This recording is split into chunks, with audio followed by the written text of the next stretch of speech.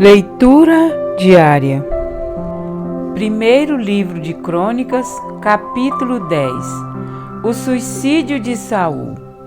E aconteceu que em combate com os filisteus, os israelitas foram postos em fuga, e muitos caíram mortos no monte Gilboa. Os filisteus perseguiram Saul e seus filhos, e mataram Jonatas, Abinadab e Malquizua, filhos de Saul. O combate foi se tornando cada vez mais violento em torno de Saul, até que os flecheiros o alcançaram e o feriram gravemente. Então Saul ordenou ao seu escudeiro: tire sua espada e mate-me, senão sofrerei a vergonha de cair nas mãos destes incircuncisos. Mas o seu escudeiro estava apavorado e não quis fazê-lo. Saul então apanhou a própria espada e jogou-se sobre ela. Quando o escudeiro viu que Saul estava morto, jogou-se também sobre sua espada e morreu. Dessa maneira, Saul e seus 3 filhos morreram, e assim toda a descendência real.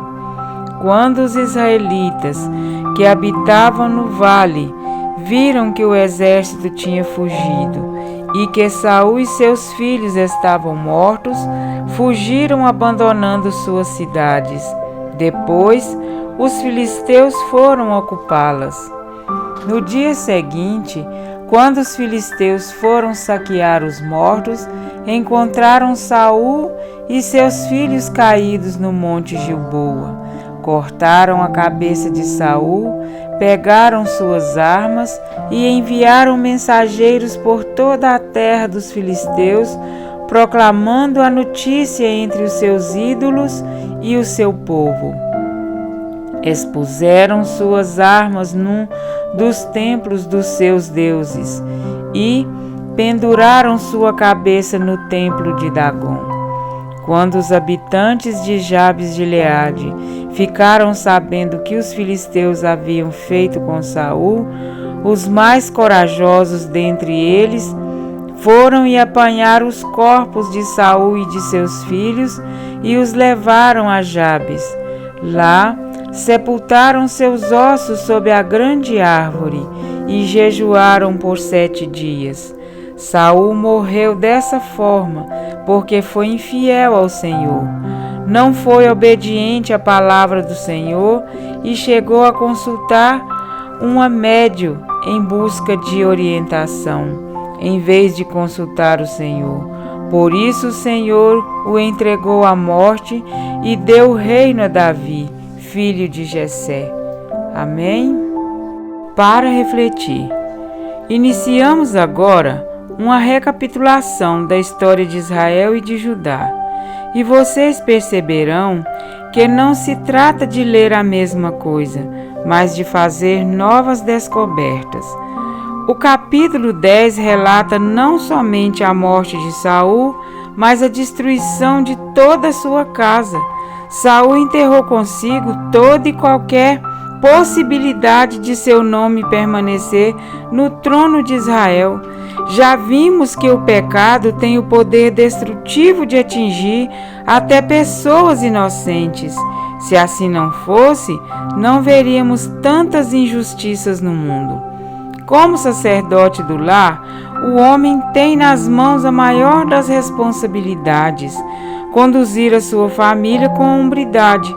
O mundo precisa de homens que olhem para seus filhos como joias e que sejam cooperadores de Deus junto com a esposa na obra de lapidá-los para a eternidade. O mundo precisa de homens que amem suas esposas, como também Cristo amou a igreja e a si mesmo se entregou por ela. Efésios 5:25. O mundo necessita de homens, filhos que obedeçam aos seus pais no Senhor, pois isso é justo. Efésios 6:1. O mundo precisa de homens que busquem o caráter e a semelhança de Cristo, o homem. João 19:5. Mas, infelizmente, a nossa realidade tem revelado uma sociedade repleta de homens que têm cavado a própria cova e de sua família, homens que não temem a Deus e nem tampouco se importam com as consequências de seus atos. E por causa disso, o maior vilão do homem tem sido o próprio homem. É raro alguém sair de casa com medo de ser atacado por um animal ou de ser atingido por um raio. A realidade é que a maioria absoluta sai de casa com medo das ações humanas, que estão cada vez mais piores e cada vez mais imprevisíveis. O suicídio de Saul foi um reflexo do valor que ele dava à sua vida e de sua família. E o que fizeram com o seu corpo descreve bem os seus últimos anos de vida. Saul perdeu a cabeça ao não dar ouvidos à palavra de Deus e ao consultar um necromante, ao fechar por completo o coração aos apelos divinos e ao dom gratuito de Deus. A consequência de sua insanidade foi a morte eterna. É o contra-cheque de todo aquele que prefere dar ouvidos aos outros e não ao Senhor. Saul se lançou sobre sua espada para acabar com a própria vida, ao invés de se lançar sobre a espada do Espírito para adquirir a vida. Efésios 6:17. Ele não conservou a fidelidade ao Senhor e sua coroa foi transferida para Davi. Longe de Deus, corremos o mesmo risco. Saul pecou quando abandonou o assim diz o Senhor para dar crédito à voz do seu enganoso coração. Deixou de depender de Deus para alimentar o ego de que estava ali porque merecia. Precisamos conservar a nossa fidelidade ao Senhor, conforme está escrito: conserva o que tens para que ninguém tome sua coroa. Apocalipse 3:11. Todos nós, homens e mulheres, temos um dever, e é este: teme a Deus e guarda os seus mandamentos, porque isto é dever de todo homem. Eclesiastes 12:13. Apesar da mensagem de hoje ter sido mais direcionada ao sexo masculino, devido ao contexto do capítulo, todos precisamos ter a consciência exata da importância de assumirmos com fidelidade o posto de nosso dever.